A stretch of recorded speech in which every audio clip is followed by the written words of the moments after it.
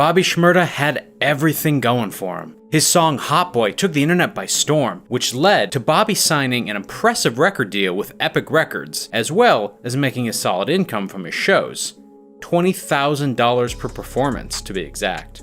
At the time of this recording, Hot Boy has over 500 million views on YouTube and is a certified platinum single, meaning it has sold over 1 million copies. But even with the world in the palm of his hands, Bobby Shmurda still somehow managed to get himself in hot water with the law.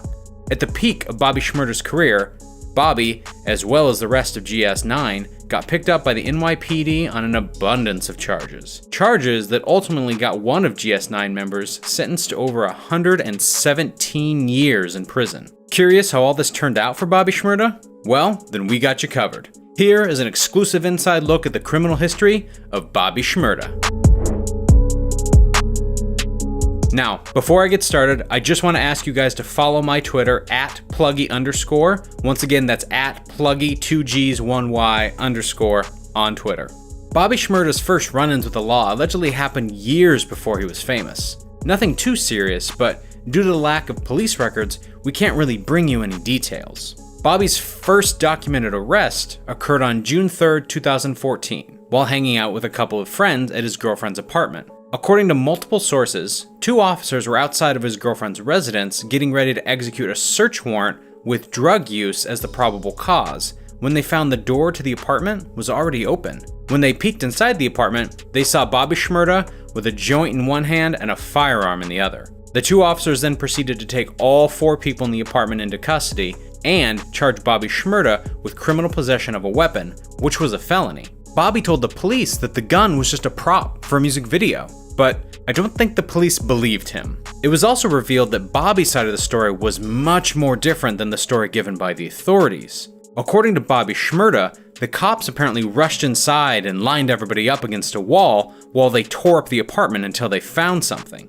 The police ended up finding a firearm and decided to charge Bobby for illegally possessing it. They then put Bobby in the back of a cop car and held him there for over 8 hours. Evidence later revealed that none of Bobby Shmurda's DNA was found on the gun, and court documents also stated that Bobby's lawyer plans to argue against the search warrant since it was allegedly issued under false pretenses. Bobby Shmurda's next run-in with the law happened near the end of the summer in 2014. According to multiple reports, Bobby Shmurda arrived with a group of people for a gig he had at a club in Queens. Upon arrival to the club, Bobby was greeted by a number of cops who were waiting for him to arrive. The cops then searched the vehicle Bobby was in and ultimately found one of the worst things a person could possibly have in their possession: a joint. Yeah, so after discovering the dangerous kush, the police pulled everybody out of the car and arrested them on the spot. Bobby's manager, Donnie Flores, ended up going to the precinct and got them out shortly after.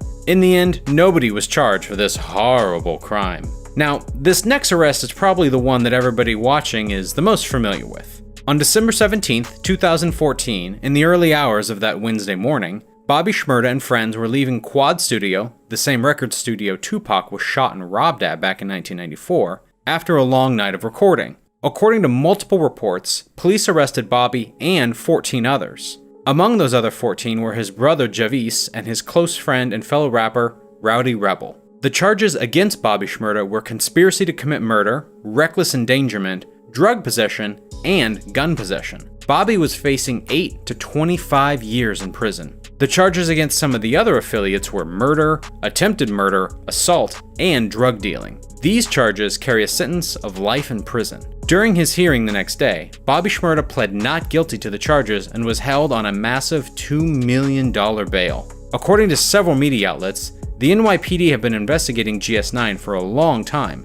well before Bobby Shmurda even became famous. To the police, GS9 is a gang, instead of just a rap group that Bobby claims it to be, and have been allegedly involved with murders and for shooting at crowds in public places, as well as for dealing drugs and having deadly battles with other rival gangs. Cops even went as far as to try to use Bobby's lyrics against him, but the Supreme Court said they cannot be used against him in a trial. Bobby Shmurda sat in jail for almost 2 years before he was even sentenced. On September 2nd, 2016, it was revealed that Bobby Shmurda accepted a plea deal for his charges. The deal was that if he pleads guilty to 1 count of third-degree conspiracy and 1 count of weapon possession, that he will only be sentenced to 7 years in prison, which is obviously better than the 8 to 25 years he was facing. Other conditions of his deal included that he cannot appeal the sentence, but in return, he will be given credit for the 2 years he's already served, ultimately bringing his sentence down to 5 years.